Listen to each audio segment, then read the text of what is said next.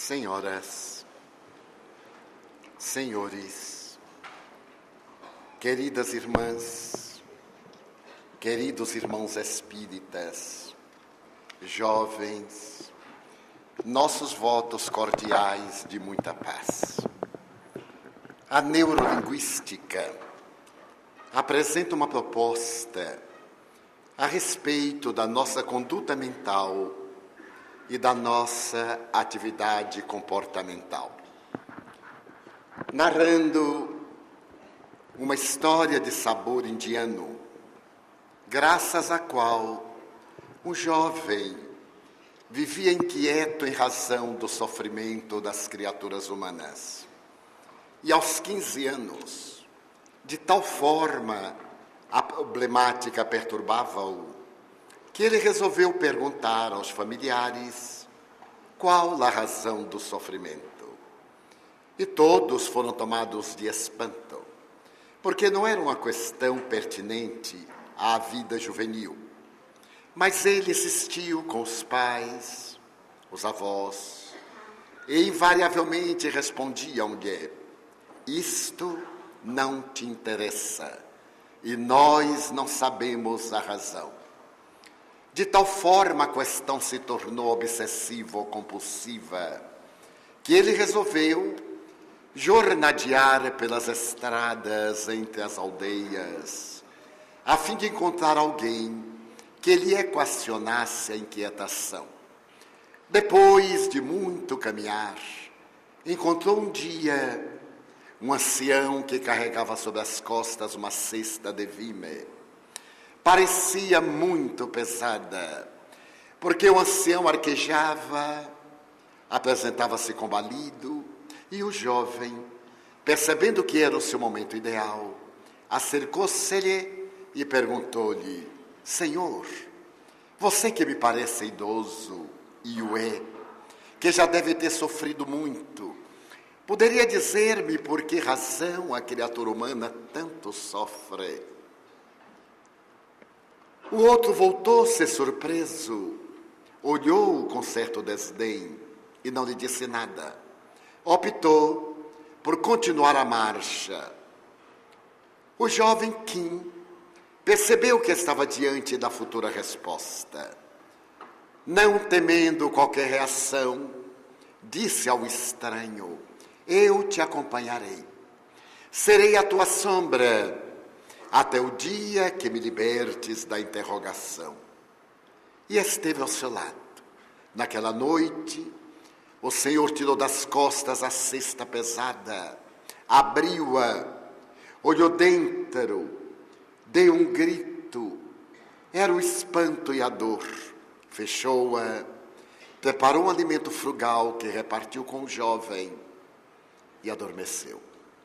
No dia seguinte, abriu novamente a cesta, olhou-a contristado, cerrou-a e depois do alimento, depô-la sobre as costas e prosseguiu a viagem.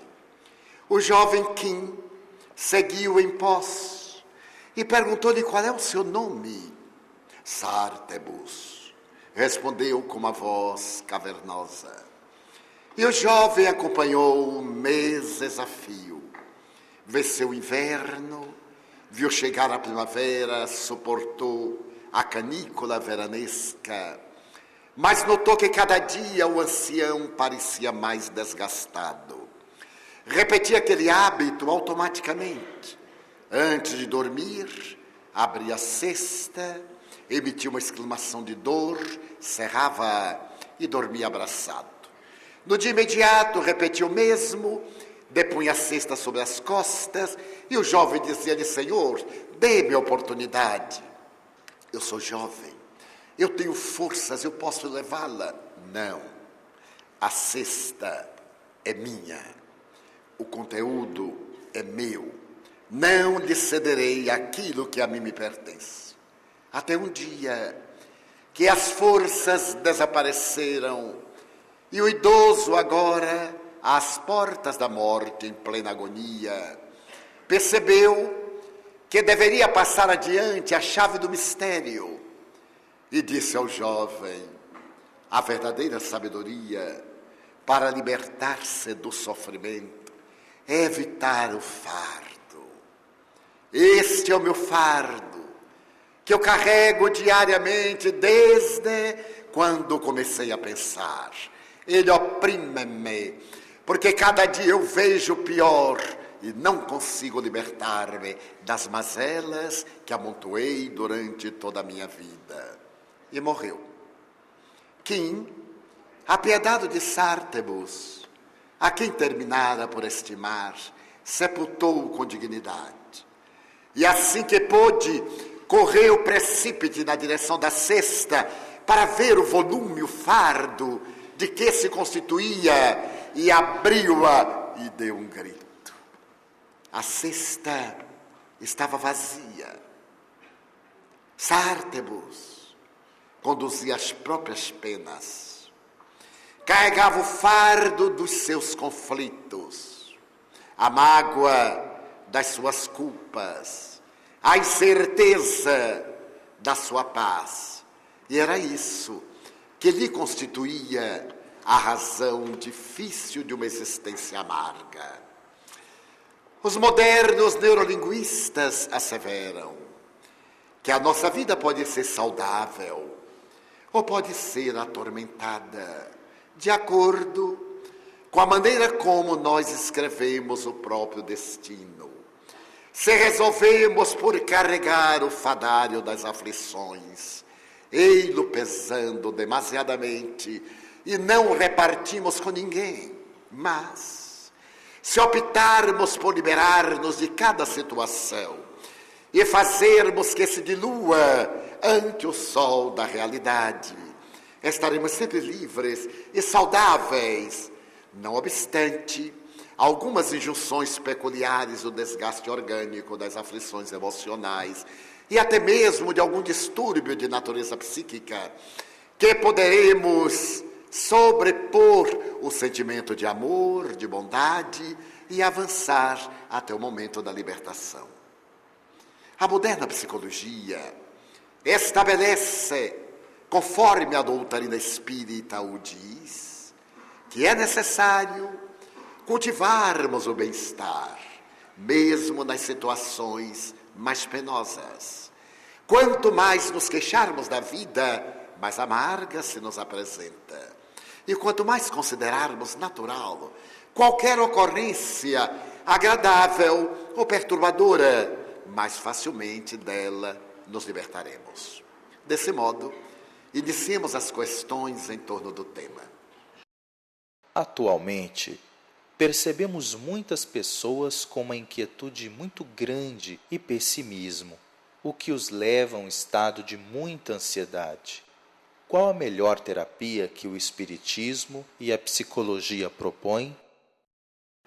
A ansiedade é a decorrência inevitável da vida que nos permitimos experienciar.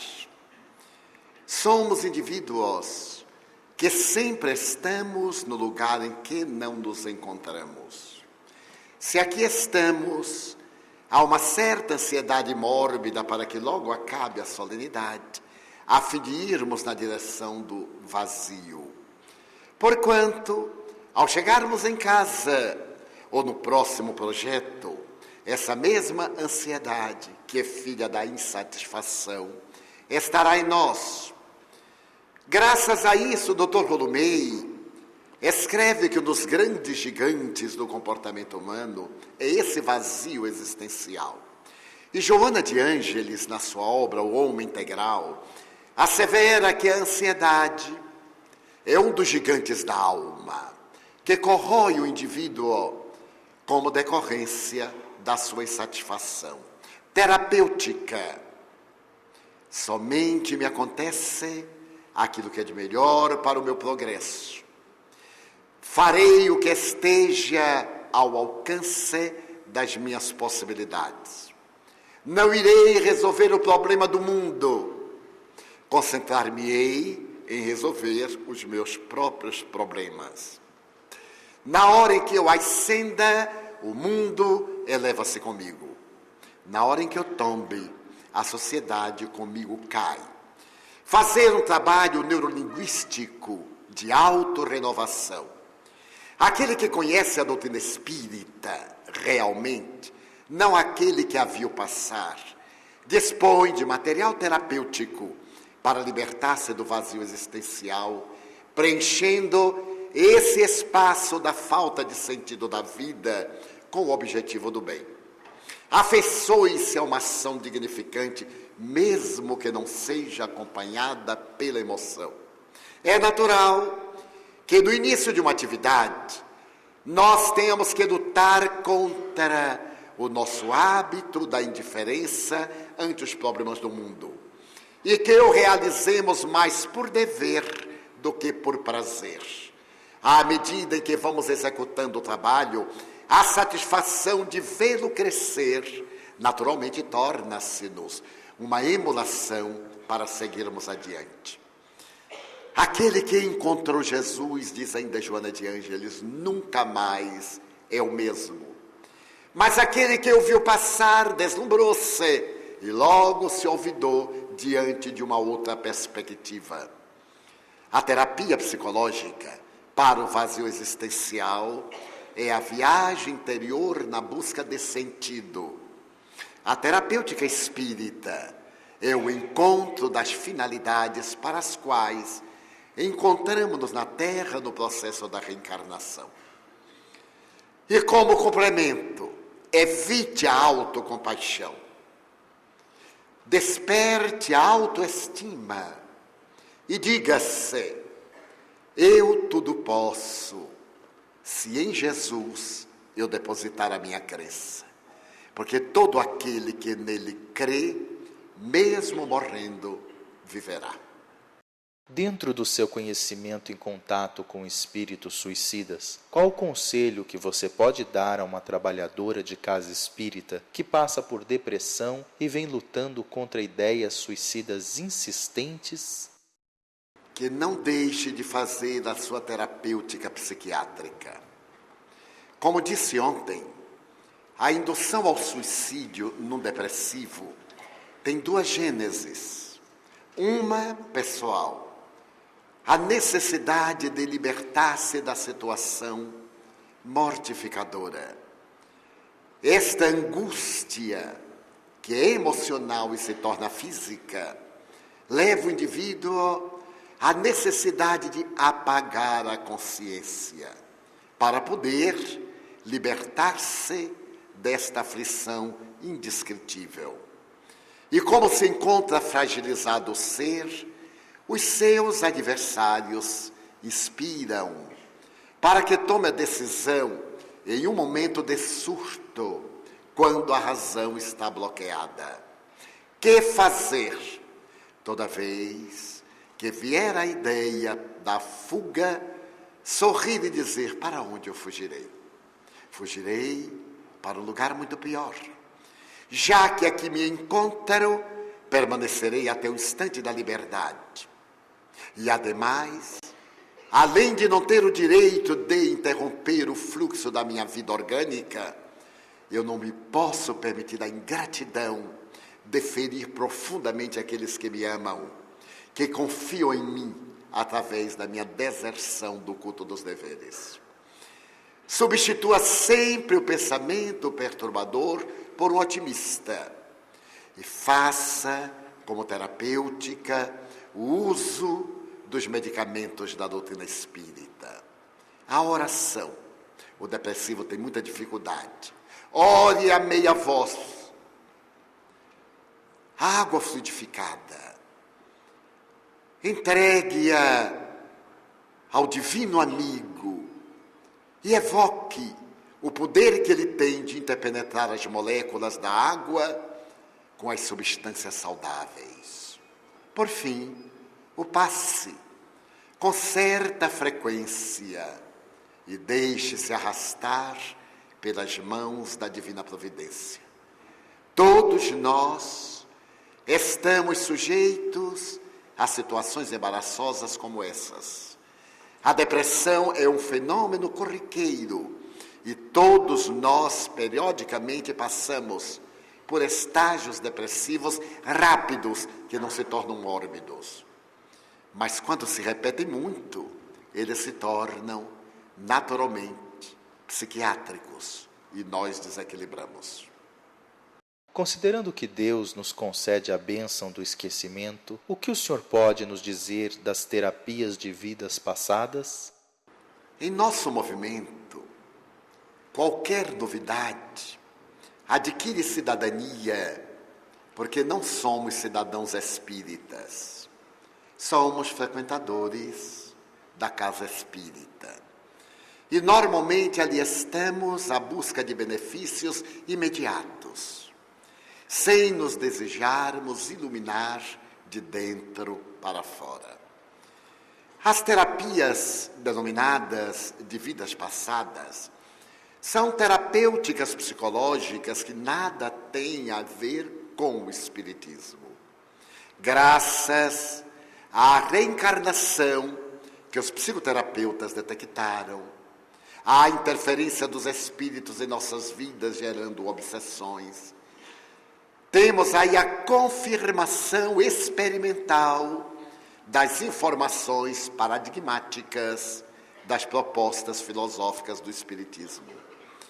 E logo procuramos adotá-las como fontes de salvação. Quando o véu do esquecimento desce sobre nós, ele não tem por meta apagar as lembranças, mas torná-las muito tênues, porque não suportaríamos a soma de evocações de várias existências que terminariam por perturbar o nosso equilíbrio homeostásico, psicofísico, levando-nos a um transtorno delirante. Mas como Deus é amor, e naturalmente não deseja que soframos, mas que nos iluminemos, através das ciências médicas, da tecnologia, tem nos proporcionado, graças aos seus missionários, a diminuição das aflições, a ampliação do estágio carnal, as comodidades que nos dão mais dignidade para uma vida honorável. E essas terapêuticas, cromoterapia, cristalterapia, terapia de vidas passadas ou existências passadas, são para que possamos resgatar, não pelas lágrimas, mas pelos sorrisos de bem-fazer. Mas merece considerar que a terapia de vidas passadas não nos faz recordar existências transatas. Na experiência regressiva, nós somos levados ao momento desencadeador do trauma cujo conflito hoje nós experienciamos. Quando o bom terapeuta sabe conduzir-nos àquele fator que hoje se apresenta como culpa, como castração, como conflito, a nossa evocação é daquele momento e não das pessoas em volta. O esquecimento das nossas existências passadas tem o grande benefício de apagar a grande tragédia do cotidiano e também de podermos respeitar aqueles com os quais convivemos. Porquanto, se nos recordássemos da nossa existência pessoal, recordar-nos-íamos também daqueles que viveram conosco. E evocaríamos as suas feridas morais, mentais, espirituais, humilhando-os. Seria muito mais difícil do perdão. Então a divindade desce um véu.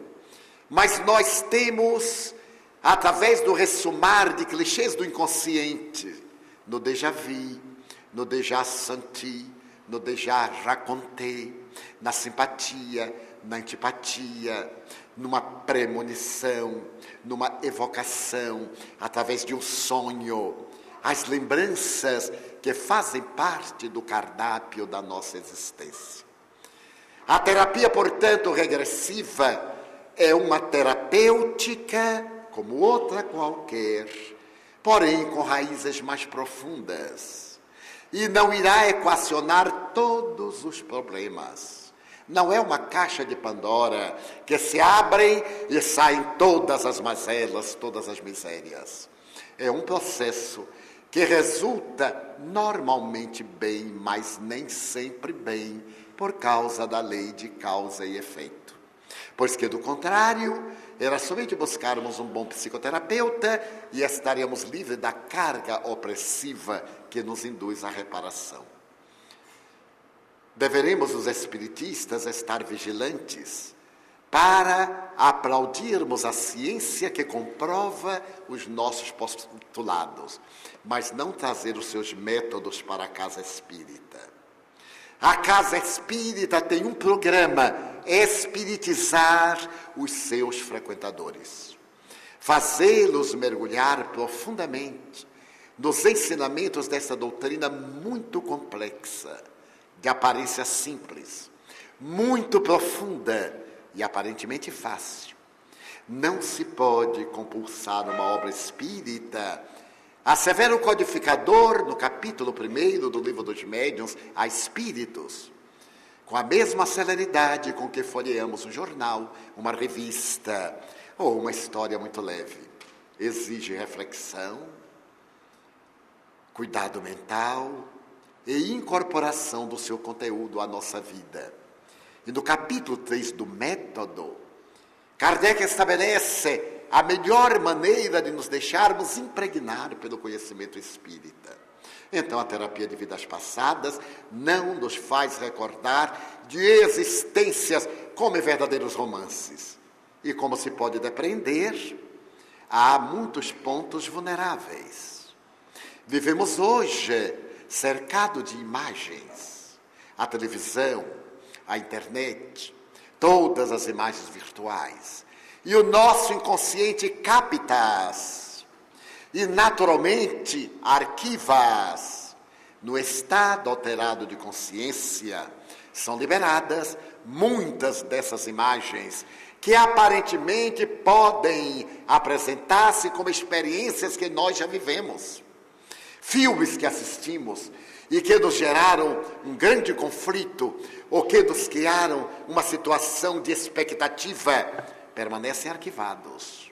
E num desses momentos, como no momento do sonho, aqueles clichês ressumam.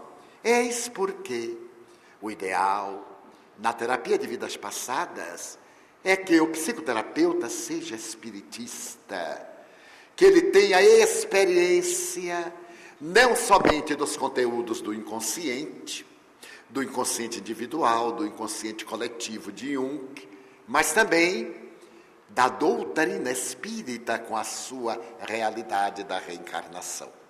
Mas que fique claro que na terapia de vidas passadas não há uma lembrança lúcida e total da encarnação anterior ou remota do paciente que agora está sendo beneficiado pelas evocações. De que forma poderei contribuir terapeuticamente com os meus pacientes que me procuram no consultório de psicanálise, tendo como crença religiosa o espiritismo? Primeiro, demitizando a mística, a superstição, que invariavelmente alguns de nós espiritistas colocamos em nosso comportamento. Invariavelmente, quando damos um espirro muito forte, já achamos que é um obsessor. Quando temos uma unha encravada, é o karma. Deveremos procurar esclarecer com naturalidade e dizer com lealdade: eu aqui estou na função de psicanalista. Como tenho a visão da imortalidade da alma, eu procurarei sincronizar a proposta de Freud, de Adler ou de Erich Fromm, quem seja, na visão espírita. Mas o nosso trabalho deve partir de uma busca da concepção até agora, para encontrarmos os fatores desencadeantes do trauma nesta existência. É claro que nem todo trauma e conflito tem a sua psicogênese em atitude que nós vivenciamos no passado. Talvez aquela atitude tenha gerado as circunstâncias de nascermos numa família arbitrária, agressiva, negligente, de sermos filhos de uma mãe superprotetora ou de uma mãe indiferente, de um pai que esteja distante dos seus deveres, de uma família conturbada. O passado pode gerar essa situação necessária, mas o conflito vem desta família difícil, deste lar arbitrário, do choque da mulher quando se deu conta que estava grávida e rejeitou a gestação, da mulher que desejava um filho masculino e teve um filho feminino, ou vice-versa, de estados fóbicos, das técnicas de educação caótica. Vá deitar, senão o bicho-papão vem pegar você daqui a pouco. Eu vou apagar a luz, mas não se mexa para que um fantasma não entre aqui. E a criança, naturalmente, vai criar os seus tormentos fóbicos desde essas contribuições nefastas, que a nossa comodidade, ao invés de explicar, intimida, para poder conquistar, não tendo valores pelo amor, submeter pelo temor. Então é muito natural que tenhamos conflitos desta existência. Durante muito tempo, eu carreguei um conflito terrível. Eu não deixava ninguém me abraçar, porque meu pai nunca me abraçou. Sendo ele um homem de mentalidade do século XIX, quando eu ia correndo, meu pai era um homem muito simpático, como filho. Quando eu ia correndo para poder abraçá-lo, ele dizia, não me abrace, porque homem não abraça homem. Eu estancava. E à medida que eu fui crescendo com este conceito falso, eu criei, inevitavelmente, uma couraça defensiva. Quando alguém me vinha abraçar, eu ficava duro. E queria levantar os braços e não conseguia simplesmente. Ficava com vergonha. Ainda hoje, quando a pessoa me diz, Divaldo, eu quero lhe dar um abraço. Eu digo, dê. A pessoa que quer dar um abraço, não sou eu. Então a pessoa dá um abraço. Abrace-me. É dar aquele abraço. Por causa daquele trauma desta vida. É claro que eu também sei abraçar, não se enganem não. Sei abraçar. Tanto eu como o anjo de Niterói sabemos abraçar muito bem. Então nós temos conflitos desta existência.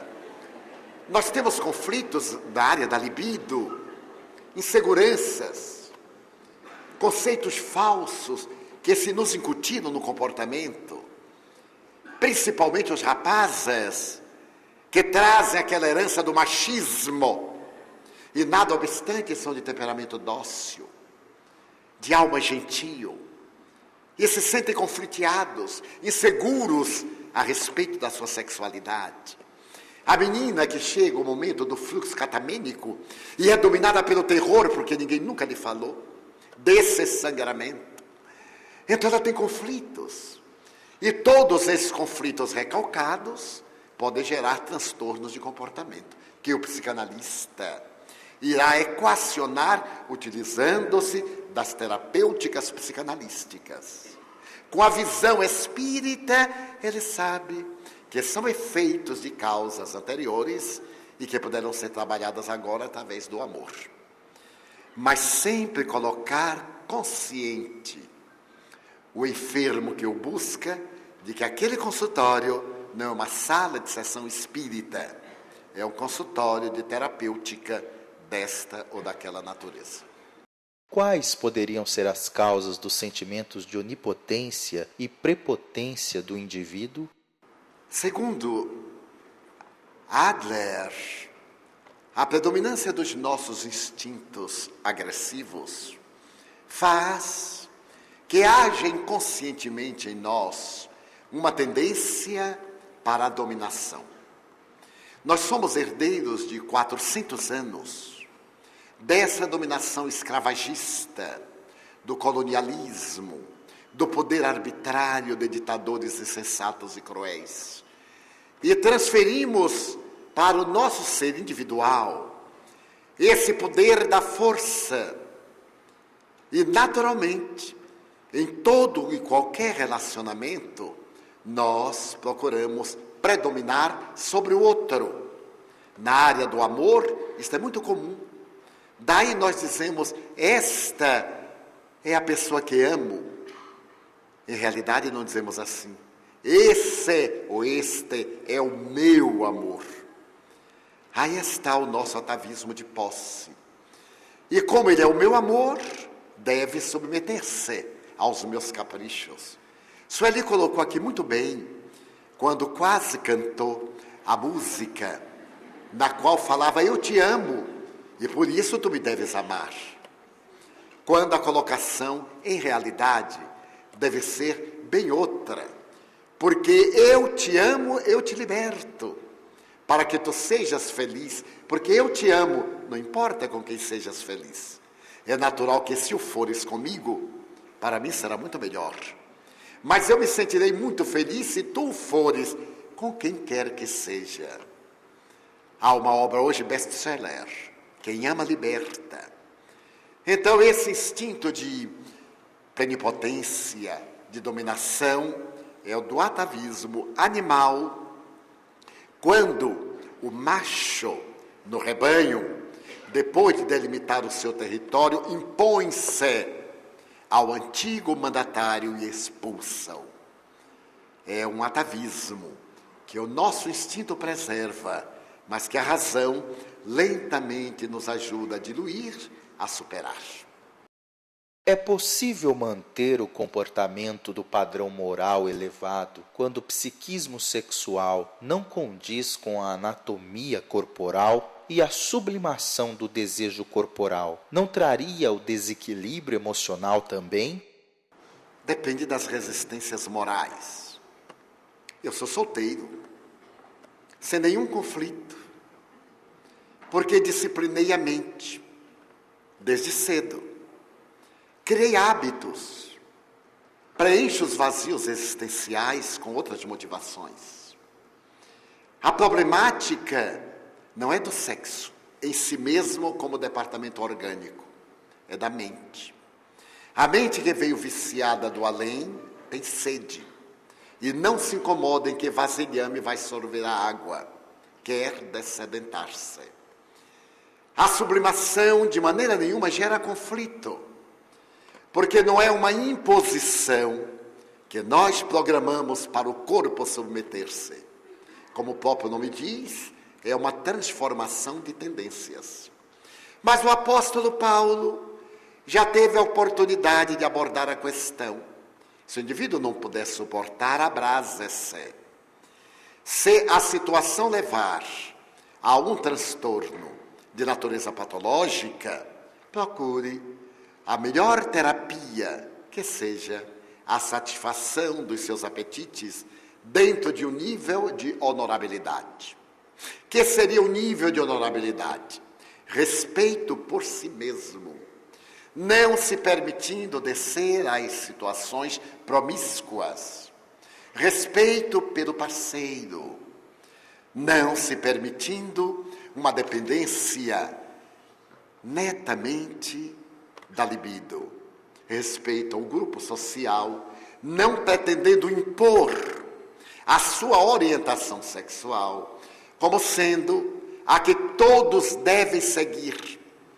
Porque, invariavelmente, quando nós temos determinado tipo de comportamento e o consideramos normal e deve ser natural, desejamos, consciente ou inconscientemente, que o mundo mude para estar do nosso lado, quando os outros têm também os seus comportamentos e as suas orientações sexuais.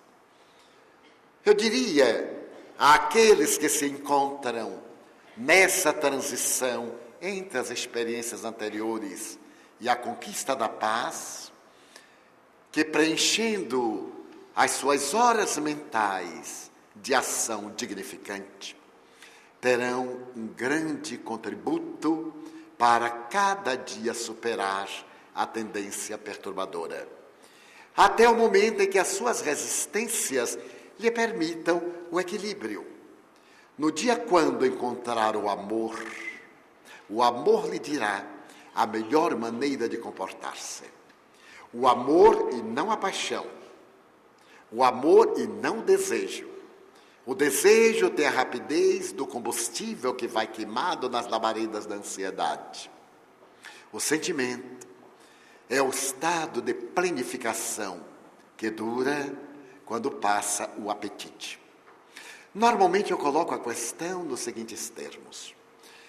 A pessoa é casada, o homem, e apresenta-se-lhe um câncer prostático. Faz uma cirurgia radical. A partir deste momento, muda-se-lhe a reação orgânica. Como estava ele exercitado na função sexual do intercurso, e agora esse intercurso, por razões ponderáveis dos hormônios, já não pode acontecer. O que fazer? Enlouquecer? Há milhões de indivíduos nessa situação. A mulher que fica viúva, ou o homem, como comportar-se? É uma questão de hábito mental. Também nós outros, aqueles que estamos solteiros, que optaram pela postura eunuco. Naturalmente, se criarmos hábitos saudáveis na mente e evitarmos os clichês perniciosos que agora tanto procuram perturbar a sociedade, que é uma sociedade sexual, não é uma sociedade emocional, facilmente irá transubstanciando os apetites, irá sublimando as tendências, e se ele é portador de mediunidade, ainda mais, transformará as suas energias sexuais em potências energéticas para o desempenho da mediunidade, ou da arte. É um Miguel Ângelo, é um Leonardo da Vinci, é um Beethoven, é um Keats, qualquer um, é um grande filósofo, um Kant. Podemos canalizar as energias, o que não devemos é bloqueá-las, implodi-las, mas canalizá-las. O organismo é um laboratório comandado pela mente. Se a mente canaliza energia, vem o desgaste. E quando por acaso elas ainda se apresentam com alta potência, nos sonos e nos sonhos, são eliminadas nos denominados sonhos freudianos. Então a questão está toda dentro das forças morais do indivíduo, que deve naturalmente evitar reincidir nos gravames dos quais procede, não piorando a sua situação. Se somos o que pensamos, o que fazer quando pensamos de um jeito, falamos de outro e ainda agimos de outro modo? Internamento psiquiátrico.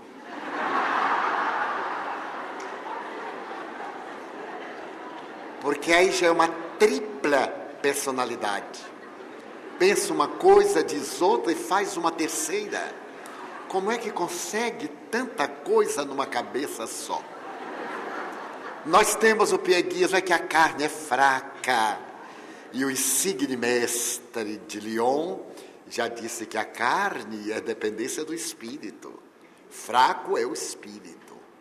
Buda, quase 800 anos antes de Jesus, ao fazer uma análise dos 4 motivos que nos levam ao sofrimento, estabelece um paradigma muito curioso para a conduta do seu discípulo. Pensar retamente, falar retamente, agir retamente, para ter uma consciência reta.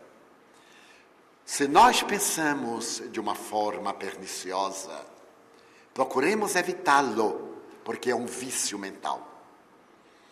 Porque às vezes pensamos de uma forma negativa, agimos de outra e enunciamos nossos sentimentos em uma terceira proposta.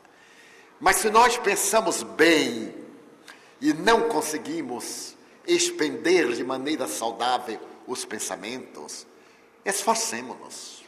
Nada de bengalas psicologicamente do coitadinho. Mas eu não consigo. Eu não quero. Porque tudo quanto queremos, com esforço, podemos realizar. Mas quando chega na hora de agir, eu sigo a minha tendência.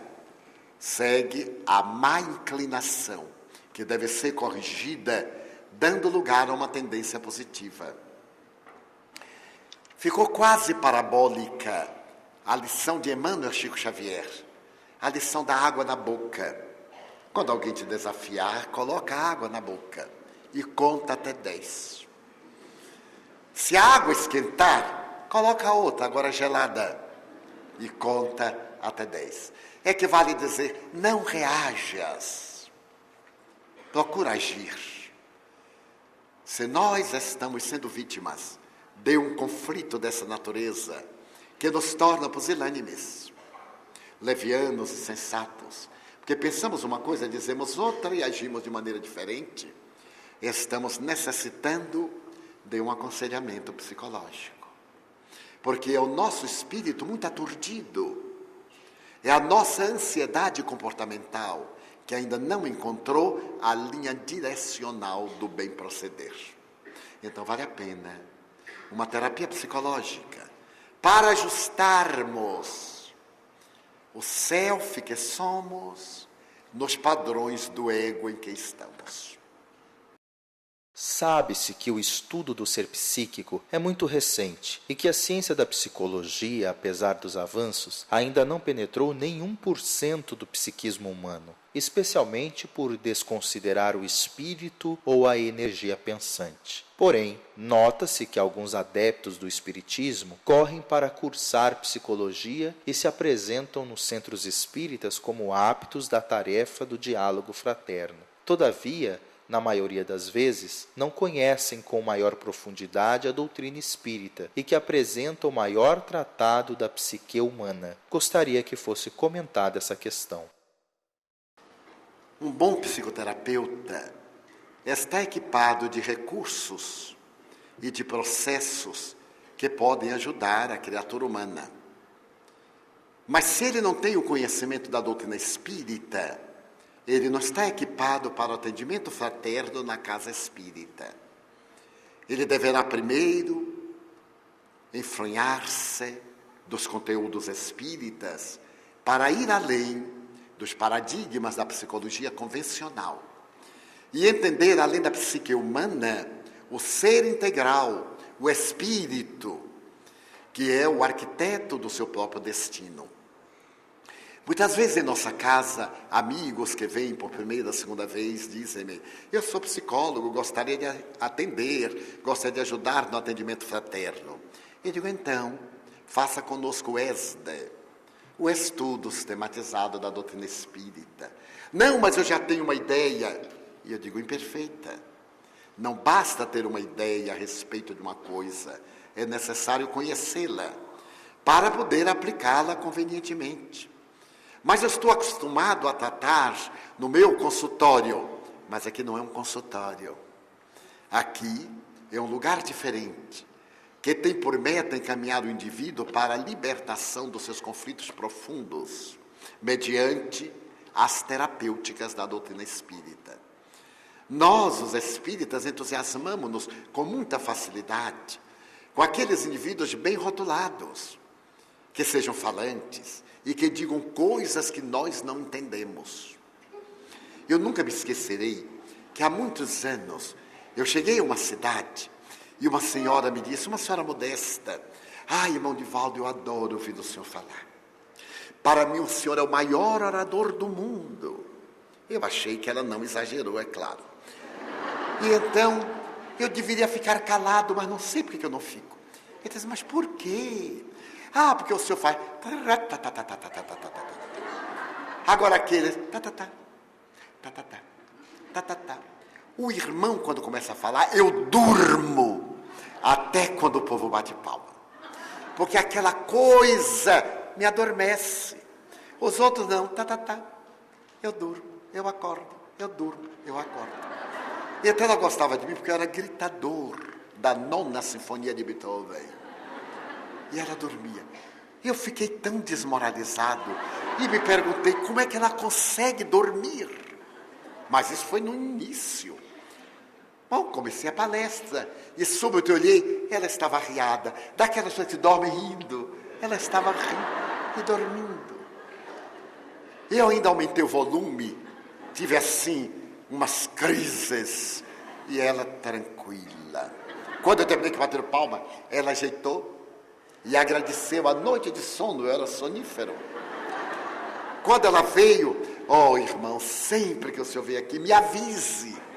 Ainda me deu essa incumbência de eu anotar toda vez que eu tivesse que ir lá, avisá-la, para que ela pudesse ter a sua hora, seus 70 minutos de repouso. E ficamos amigos. Um dia eu disse-lhe, a senhora vem às reuniões para ouvir o quê? Eu venho para descansar, minha vida é muito laboriosa. Quando eu sento assim e os guias estão naquele clima bom, eu durmo e me refaço. Ele disse, mas agora os guias mandaram dizer à senhora que está na hora de ficar acordada, porque está perto de morrer e vai dormir muito lá, então tem que saber como é que se conduz. Ela disse, é verdade? Eu digo, sim, a senhora hoje vai me ouvir de pé, porque eu falo de pé e a senhora vai me ouvir de pé.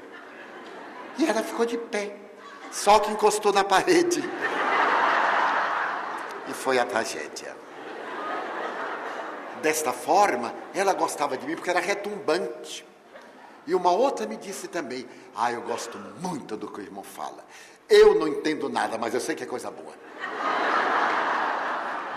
Eu aprendi uma lição com Chico Xavier, que já contei algures.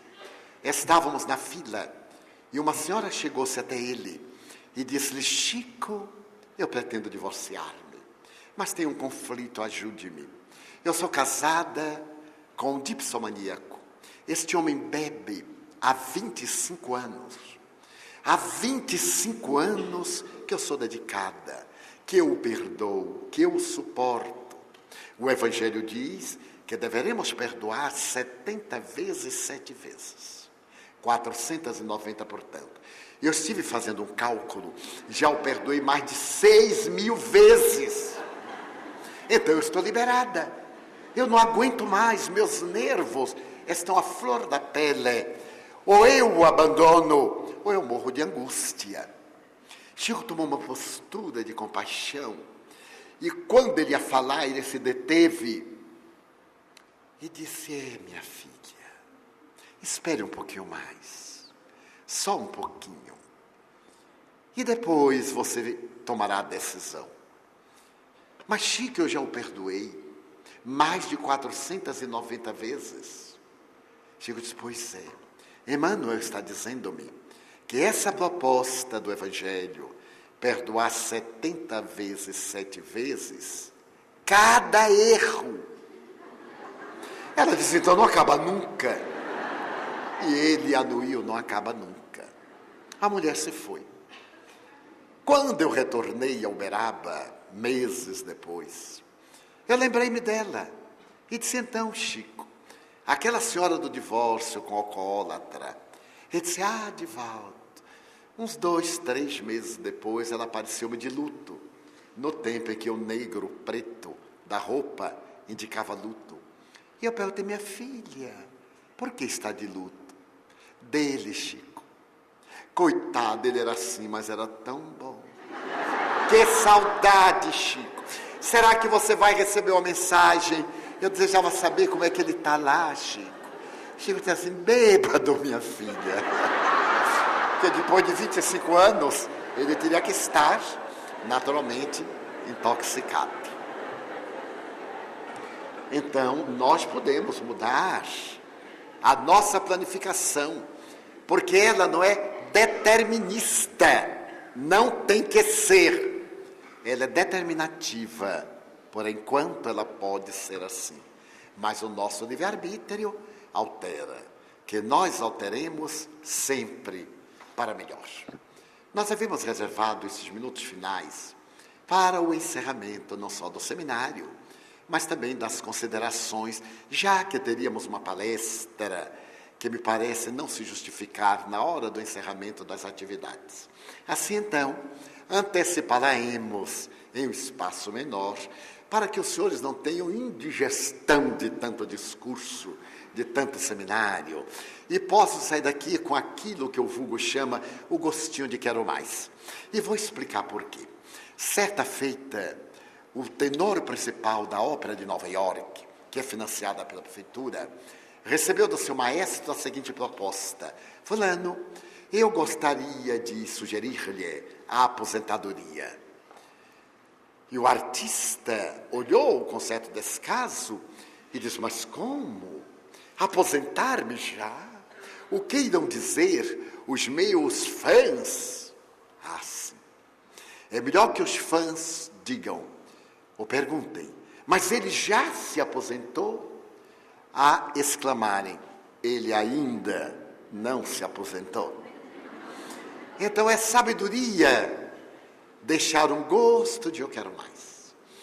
E como nós tivemos dias formosos e iluminativos, eu gostaria de concluir a nossa etapa e pedir licença para a abrangência dos temas dos nossos irmãos, que embora eu não tenha ouvido a todos, mas escutei nos debates, nos diálogos, alguns ângulos das suas apresentações, eu gostaria de, neste elan entre a ciência e a religião, demonstrar como o Espiritismo é realmente uma ciência que caminha ao lado da ciência convencional, mas vai muito além, porque remonta às causas.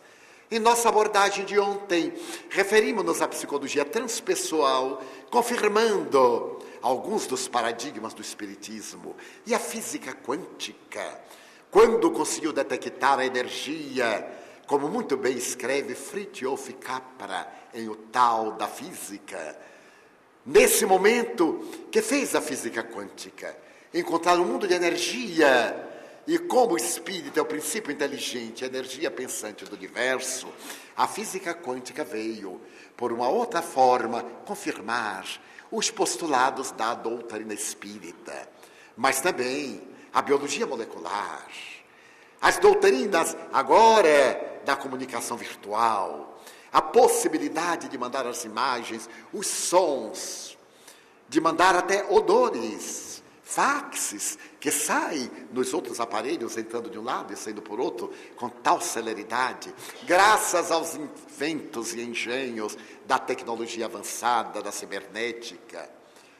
Então, gostaria de recordar-me que logo depois das admiráveis experiências de Daniel Goleman, encontrando a inteligência emocional e abrindo o elenco da inteligência intelectiva para aquela outra que é de grande relevância, por referir-se à nossa emotividade, podendo ser trabalhada pedagogicamente na área da educação, desde cedo, para formar indivíduos harmonicamente estabelecidos, e não somente intelectualizados e não moralizados.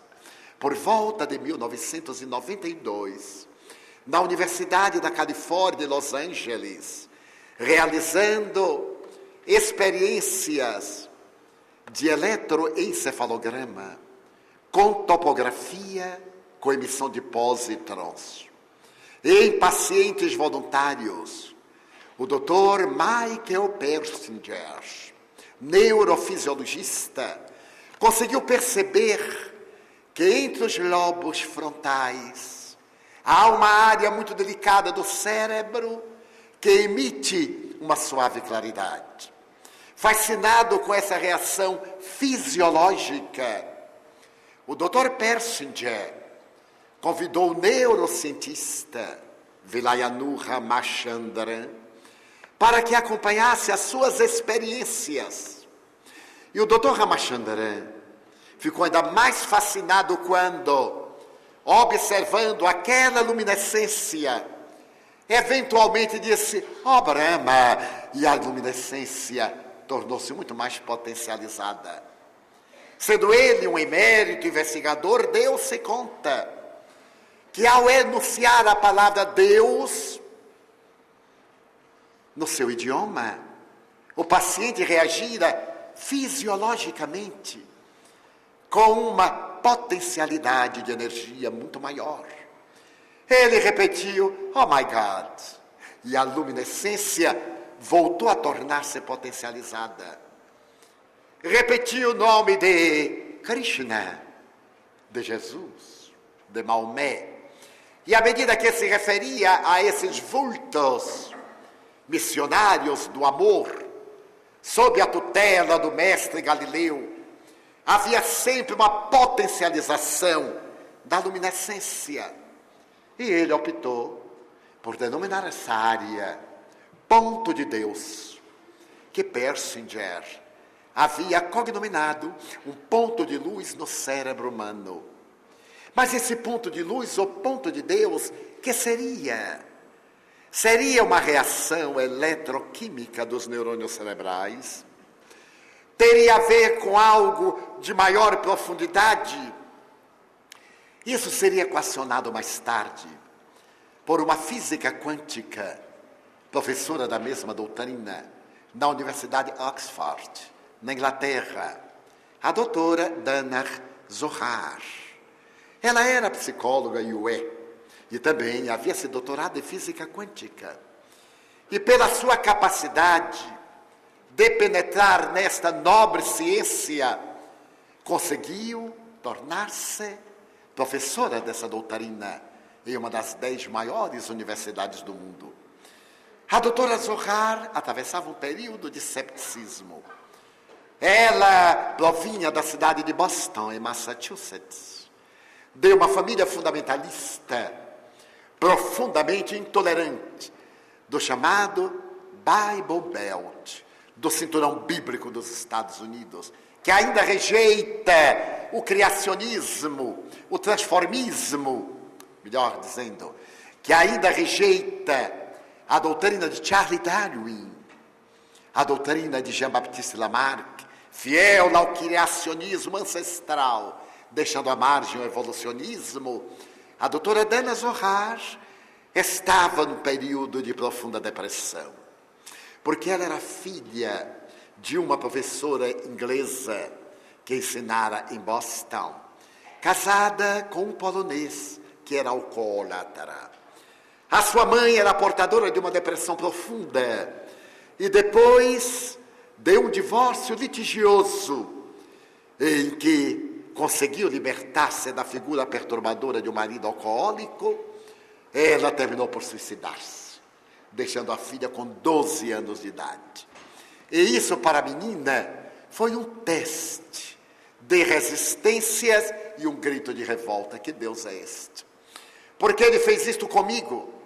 Eu sou cristã, sou teísta, amo.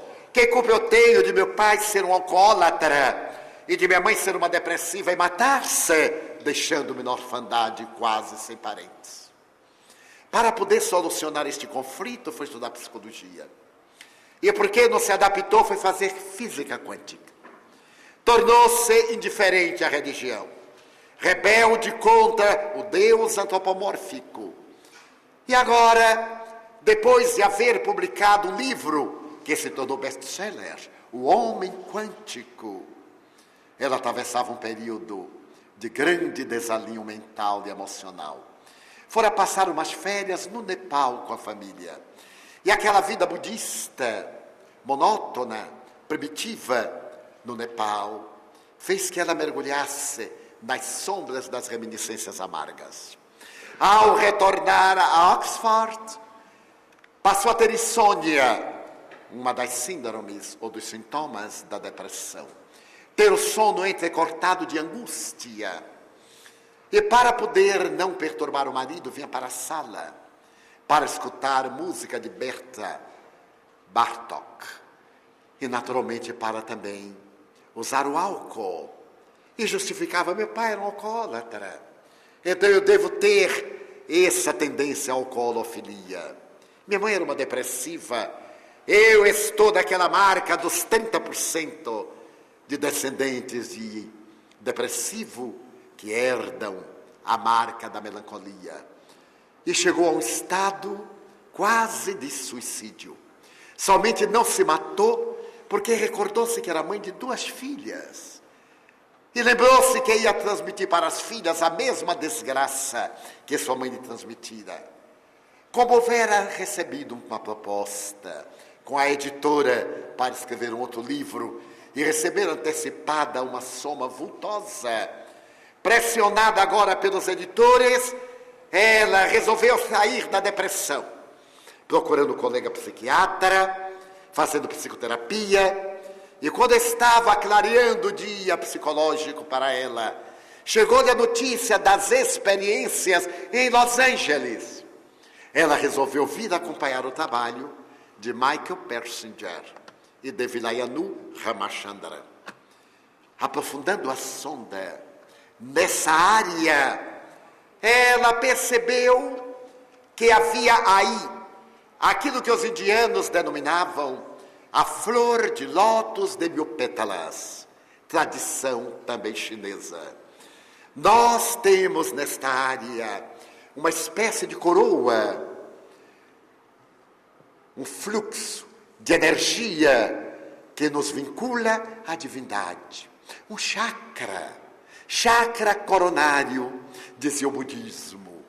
O espírito estaria imantado ao corpo, conforme a tradição indiana, budista, teosofista, através desses 7 fulcros, ou rodas fundamentais de energia, sendo que a mais importante seria a área coronária. Será que essa luminescência não viria desse campo de energia que aí detinha o espírito, ou abria o campo, conforme Moisés e Miguel Ângelo, para a inspiração divina? E Dana Zohar, de experiência em experiência com seus amigos, constatou que o cérebro não produzia o pensamento. Ele era somente o veículo de decodificação. Ela constatou que este era um dos pontos de fixação do espírito à matéria. Sede, entre aspas. Não por definitivo, porque não poderia demonstrar em laboratório, mas a sede da encarnação do espírito, que modelava o corpo de acordo com o veículo intermediário. E escreveu que nós, além da inteligência intelectiva, da inteligência emotiva, temos uma inteligência espiritual. Nós somos seres espirituais. E foi a pioneira da tese, lançando um livro com esse mesmo título, Inteligência Espiritual. O que é esse? O consciente espiritual do indivíduo. Ela fez em inglês. E ao ser traduzido para o português, para evitar dois QEs, consciente, emocional, consciente espiritual, o último passou a ser QS de spiritual, em inglês. A obra da doutora Dana Zohar comoveu o mundo, porque ela procurou demonstrar que somos um espírito em várias etapas reencarnacionistas, buscando a plenitude, a integração na consciência cósmica. Era mais um elo da ciência com a religião.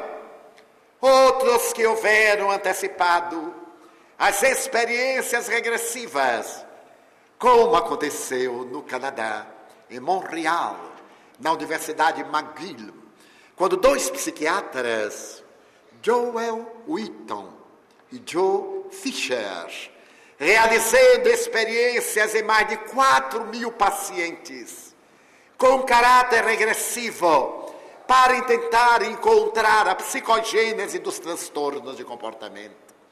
Identificaram a vida antes da vida. Porém, algo mais admirável, a vida entre vidas. Aqueles que realizaram as viagens regressivas sempre conduziram seus pacientes ao momento tumultuoso do trauma, ao momento do conflito. Mas os 2 canadenses conseguiram fazer que os seus pacientes entrassem nesse mundo que Allan Kardec chama da erraticidade, nesse mundo espiritual. e que esse mundo espiritual é pulsante, é vivo, é atuante, é causal. Tudo aquilo que nós temos na Terra, temos lá. Mas nem tudo que temos lá, temos na Terra. Este é o mundo efeito, plasmado de maneira imperfeita, daquele campo de energia no qual nós vivemos por definitivo e onde nos movimentamos. Também conseguiram constatar que existem o céu e o inferno de consciência, e que aqueles que retornam à pátria não são julgados pelos tribunais da tradição bíblica. Muitas vezes são avaliados por aqueles espíritos mentores que se encarregaram de patrocinar a sua experiência carnal. São submetidos a novas propostas quando se lhes desenham as existências futuras, nas quais irão mergulhar sob a tutela da sua proteção.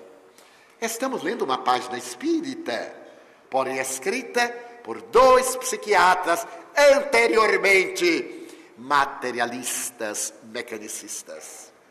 Eles puderam confirmar, utilizando-se da estatística e da lei das probabilidades, que somente a imortalidade da alma pode explicar a realidade do ser consciente, desse processo sociopsicológico que nos colocou nesta situação que não é a última, porque é uma etapa intermediária na busca do ser cósmico.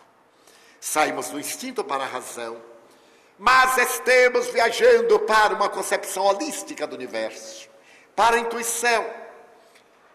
E apresentam no seu livro Vida entre Vidas a prova documental de laboratório daquilo que a doutrina espírita, desde a publicação do Livro dos Espíritos, há 148 anos, havia já colocado ao alcance da nossa inteligência. Eis aí estabelecida a ponte entre ciência e religião. Porém, aquilo que mais me fascinou na obra dos 2 eméritos psiquiatras é a sua postura moral, semelhante à de Allan Kardec. Não adianta conhecer isso se o indivíduo não tiver uma conduta compatível para o seu processo de evolução. Da mesma forma como na Terra temos providências previdenciárias, pensamos no futuro, estabelecemos os recursos para a aposentadoria, para as horas amargas, também deveremos ter a previdência do nosso futuro espiritual através das boas ações, através dos pensamentos corretos que nos induzem a atitudes retas. Porque sem essa conclusão ético-moral que eles restauram e a doutrina espírita apresenta de maneira paradigmática, do que adiantaria saber que a vida continua, se isso não nos torna mais felizes nem mais venturosos? Então exalta-se a figura do amor, desse amor que é a alma da vida, esse amor que é Deus, como definiu João. Deus é amor. E Joana de Ângeles, o amor é a alma de Deus, e Deus é a alma do amor. Então vivemos um momento em que amar é o nosso grande desafio. Amar sem a pretensão de ser amado. Entender o próximo, dar-lhe um voto de confiança, mesmo que ele não mereça. Conferir-lhe a oportunidade da sua redenção, através da reparação do mal que lhe é imposta pela lei do progresso. Convidá-lo para que assuma a sua identidade de espírito imortal, sairmos do casulo da timidez e avançarmos na construção de um mundo melhor. O Espiritismo é a grande alavanca do progresso. E por muito nos amarmos, todos saberão que somos seus discípulos. É claro que o verbo amar está muito surrado, Perdeu até mesmo o seu conteúdo profundo de filosofia e de ética moral. Vamos fazer amor. Os cães também fazem sexo, mas não se amam. A velha tradição dos hippies. Digamos não à guerra, façamos o amor, que durante muito tempo passou como sendo de autoria deles. E é de Platão. Quando Atenas estava ameaçada por Esparta e a guerra era iminente, o célebre discípulo de Sócrates disse: não façamos a guerra, façamos o amor. Mas era o amor fraternal, não era o intercurso sexual. Fazer sexo é uma coisa, fazer amor é outra muito profunda. Pode-se agir sexualmente com amor, invariavelmente sem ele, por isso é tão frustrante. Veio agora o amor com um significado muito mais profundo, propondo-nos um grande desapego. Eu gostaria de deixar como mensagem uma página que li por volta de 1960, 62, e que me impressionou até hoje. Trata-se de uma história peculiar do cotidiano norte-americano, portanto, o cotidiano do mundo. Quando um casal que vivia numa pequena cidade em Massachusetts comprara a sua casa e agora tinha vários compromissos a resgatar. Deveria pagar a penhora de todos os seus bens, ter uma vida de classe média, equilibrada. Havia terminado a guerra antes, o Japão estava em reconstrução, isso foi, portanto, nos anos de 1952, 1954, quando ele, o senhor Taylor, disse à esposa Nancy: tive uma proposta extraordinária, passar um ano no Japão, irei amealhar uma fortuna, e quando retornar, pagaremos a casa, teremos uma vida regalada e a nossa velhice, a nossa aposentadoria asseguradas. Será um ano. Você suportaria esperar-me por um ano? Seria fiel? Ela diz: mas será tão dolorido. Um ano por causa do dinheiro. Ele diz: mas o dinheiro nos vai libertar de tantos conflitos. Eu já sou um homem de quase 50 anos. Você está próximo dos 50. Um ano é rápido. E logo depois teremos toda a maturidade e velhice para desfrutar. Ela anuiu. Ele viajou ao Japão e escrevia semanalmente. Mandava cartões. O telefonema internacional era mais raro, mas ele conseguia com as tropas de ocupação. Quando estava por terminar o período, ele mandou dizer: e recebi uma proposta de renovação do contrato por mais 3 meses. Irei coroar as nossas economias com uma comodidade mais ampla. Você poderá esperar 3 meses. Quem esperou 3 anos, espera 3 meses. Ela não tinha outra alternativa. Porém, notou que a correspondência diminuía. E porque diminuía, preocupou-se. Ao fim de 3 meses, ela recebeu uma carta. É a única maneira que eu tenho de lhe dizer o que aconteceu. Perdoe-me se ela é muito grosseira. Pediu divórcio no México, por procuração. Estamos divorciados, porque um ano é muito tempo. E eu me apaixonei por uma colaboradora da limpeza do nosso apartamento, uma japonesa de nome Aiko, e casei-me com ela. Você é capaz de me perdoar? Ela ficou desolada. Como Taylor pôde fazer isto? Casar-se, divorciar-se sem consultá-la. Que motivo ele teria apresentado? Talvez a distância, a imposição do trabalho. Uma dor terrível por pouco não a fulminou. Depois que ela conseguiu digerir, ela escreveu-lhe, ainda magoada: eu tentarei, se não o perdoar, pelo menos desculpá-lo. Ele mandou dizer-lhe que Aiko estava esperando um filho. Havia sido o sonho da sua vida, que ele não pudera concretizar com ela. E quando nasceu, Ele mandou dizer-lhe que era uma menina e que havia colocado o seu nome em homenagem a ela, porque a amava, mas eram as circunstâncias e ela se sentiu ainda mais frustrada.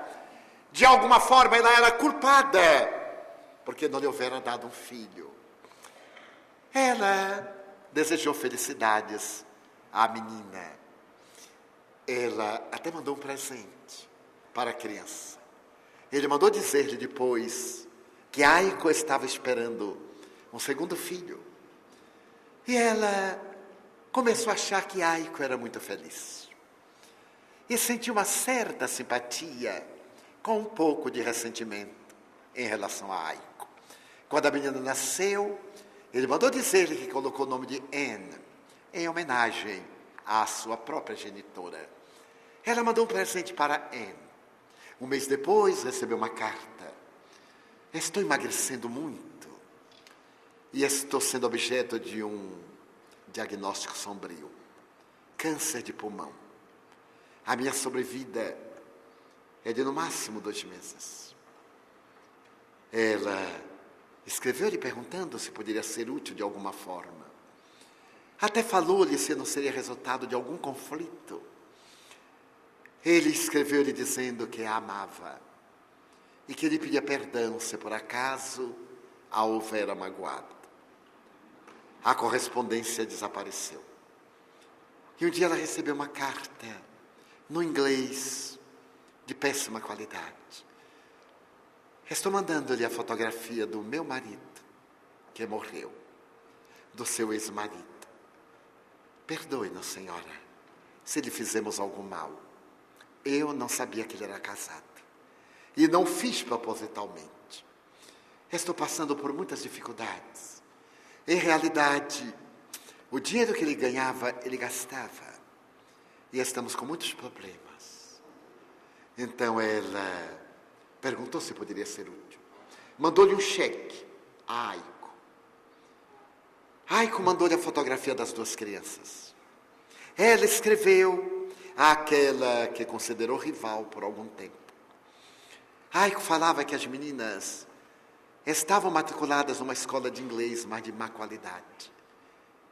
Ela teve uma ideia: trazer Aiko e as crianças para os Estados Unidos. Viúva de um cidadão americano, ela facilmente lograria a cidadania. Mas não era fácil naquele período. Havia uma cota para o serviço de imigração. Ela levou o caso ao jornal da sua cidadezinha. O editor achou a história muito interessante e fez um movimento através de assinaturas. Abaixo assinados avolumaram-se.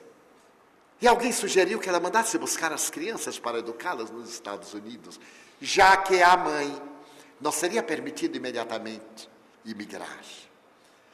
A mãe falou-lhe que era tudo o que tinha, eram suas 2 filhas.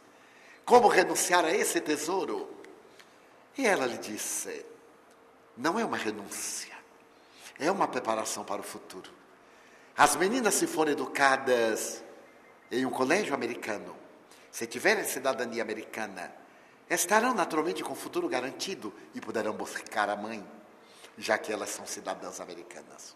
A Aiko aqueceu. E quando ela foi ao aeroporto Kennedy para receber as meninas, ficou sensibilizada de ver aquelas 2 crianças orientais que ali mesmo no aeroporto, com todo respeito, saudaram-na e disseram-lhe: mamãe, falavam com dificuldade o inglês, nos dizem que a senhora é a nossa mãe número 2. Ela ficou muito tocada. Levou as meninas para a sua ampla casa. Ela havia comprado com grande economia uma casa enorme desde que o marido viajara. Guardou todos os seus cheques para poder pagar o grande empréstimo bancário. 2 anos depois, o Departamento de Imigração permitiu que Aiko viesse morar na América. A convite dela, que iria financiar a sua vida, que se responsabilizava pela sua vida financeira. E ela foi com as 2 meninas ao aeroporto Kennedy. Levava sentimentos contraditórios. Como será ela? a mulher que roubou o homem a quem eu amava. Como será que eu vou me comportar diante dela?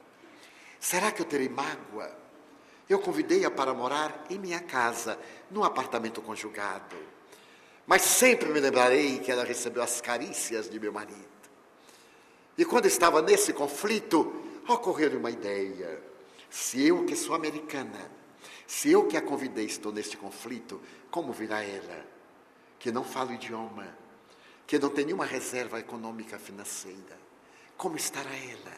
Então viu saltar uma meninota quase, de pequena estatura, olhos amendoados. Ela gritou, Aiko! A jovenzinha correu. E ela reflexionou, mas ele me trocou por uma coisa desta. Como é possível? Como os homens são enigmáticos. Mas abraçou-a. Aiko chorava, tremia de emoção. Ela levou-a para sua casa com as crianças. De imediato, matriculou-a numa escola para estrangeiros aprender o inglês. A seguir, conseguiu um trabalho para Aiko. Tornou-se, sim, a mãe número 2 das crianças. Ora bem, a mãe emocional de Aiko, que não tinha ninguém nos Estados Unidos. Agora já estava mais idosa e percebeu que ia morrer. Então, no seu testamento, ela legou tudo quanto havia amealhado a Aiko e as suas 2 filhas. E terminou o testamento com esta frase: Deus tomou-me um amor. Eu relutei, mas terminei por ceder. E Ele, misericordiosamente, ofereceu-me 3 amores que enriquecem a minha vida. Você seria capaz de amar assim? Cada um de nós deve ir para casa essa interrogação. Será que um dia seremos capazes de amar assim? Sob a luminosidade inapagável do Evangelho de Jesus? Ao encerrarmos a nossa atividade neste momento, pedimos a Deus que abençoe os queridos companheiros que se fizeram instrumento da mensagem libertadora. Que abençoe a todos aqueles que viveram dias especiais, antecipando as horas do reino dos céus. De minha parte, desejo agradecer aos promotores do 3º Congresso Espírita de Mato Grosso pela deferência de me convidarem a fim de participar destes momentos de júbilo. Por tudo e a todos, muito obrigado.